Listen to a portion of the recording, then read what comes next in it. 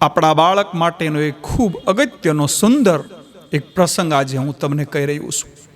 એક ચકલીનું બચ્ચું કીડાને ખાવાનો પ્રયાસ કરી રહ્યું હતું.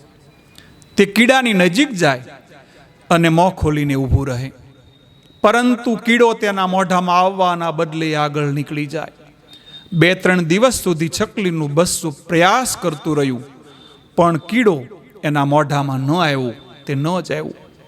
અંતે બચ્ચું ભૂખ્યું મરી ગયું.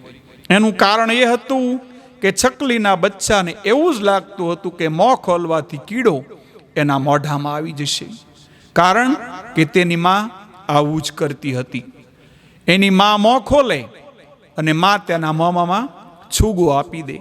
માએ તેને એવું ન શીખવાડ્યું કે ભોજન મેળવવા માટે કીડાને પકડીને એના મોઢામાં ગળામાં ઉતારવું પડે. બચ્ચાએ ફક્ત મોં ખોલ્યું અને શિકાર કરવાનું ન શીખ્યું.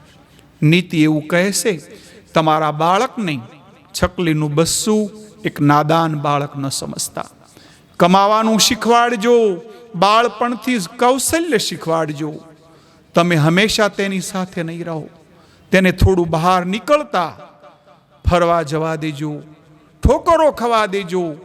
જટિલમાં જટિલ પરિસ્થિતિ હોય, ઊભી થઈ હોય, તો એ ફક્ત ભણવાથી કશું નહીં થાય. ભણીને મોં ફાડવું જરૂર બનશે. કમાવતા નહીં શીખે, તેને શીખવાડજો કે મોં ફાડવાથી છૂગો ફક્ત માતા પિતા જ આપે છે, દુનિયા ક્યારેય નહીં આપે. અહીંયા જીવંત રહેવા માટે આ દુનિયામાં બધાને કમાવું જ પડે છે. એટલા માટે બાળકોને તમે પહેલાં કમાતા શીખવાડજો, સારા સંસ્કારો આપજો. સારા નીતિ નિયમથી આ સંસારમાં રહી અને ધાર્મિક રહી, ભગવાનની સાનિધ્યમાં રહી પોતાનો ધંધો કરે તો અવશ્ય આ સંસારમાં સુખી થશે.